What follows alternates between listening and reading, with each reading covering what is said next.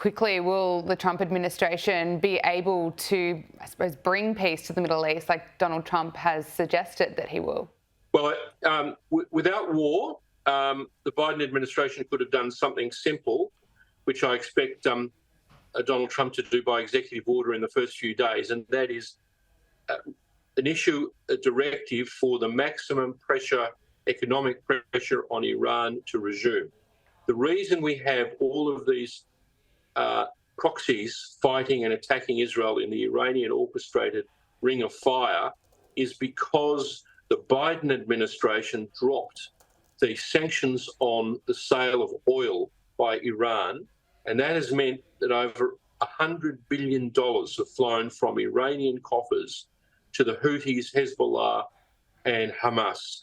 So by executive order, the president could resume the maximum pressure, and it dries up the financial resources for all of this fighting.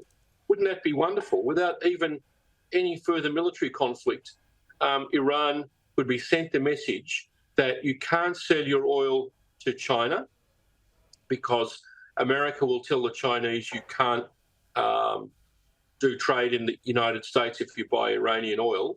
And prior to, in the previous Trump administration, that really successfully worked. The Iranians were practically broke. They had no money, and they had certainly no money to finance these sort of Middle Eastern wobblies like Hamas, Hezbollah, or the Houthis.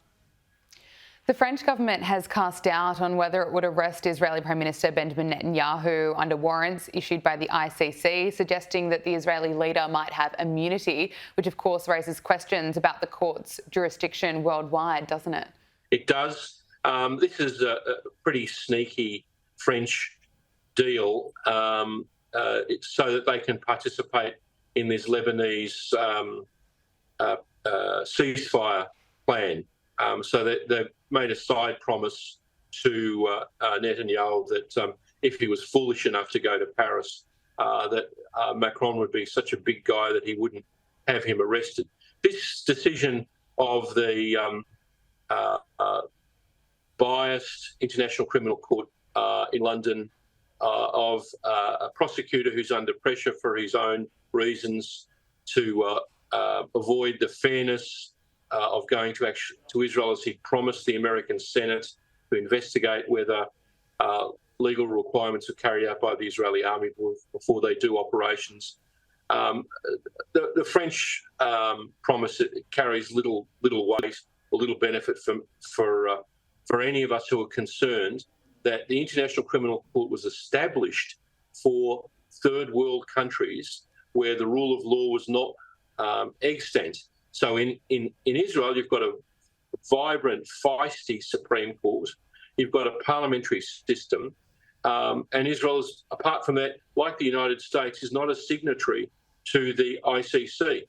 So the French, they're beating their chest. They're being so generous. They're not going to arrest the leader of a democratic state against all the principles of the ICC. Eventually all of the stories of this will come out. Amal Clooney and all of the advisors of the International Criminal Court are severely biased against Israel, as their pre-existing statements showed. And they were the ones who advised Karim Khan, the prosecutor, to issue these proceedings against all of their own internal principles. What the French say or don't say really makes little difference. If I was an Israeli or American legislator, I'd pay no attention to them.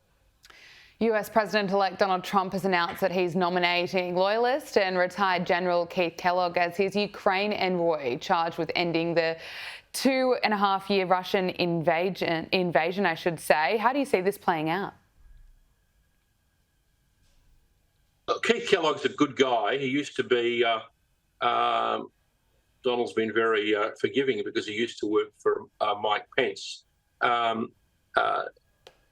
He's a bit softer on Ukraine than I am, or Australian General Mick Ryan, or American expert on this Ben Hodges. But the Americans are going to have a very difficult time because they think they can solve this very quickly. But the problem is Mr. Putin will not be happy just to stay on the borders of Ukraine that he's achieved now, ruining cities in the Donbass and in the land corridor between Mariupol and Kherson to the edge of Crimea. He'll want more, and he'll want to resume military activities later. If General Kellogg can do some kind of holding agreement where the Russians keep the Donbass but give up the land corridor between Mariupol and Kherson, giving the Ukrainians back the use of their coast on the Sea of Azov, that would be a good development. I don't think Donald Trump is going to react well to the millenarianism, the sort of crazy view that Russia has a right to conquer states in Eastern Europe.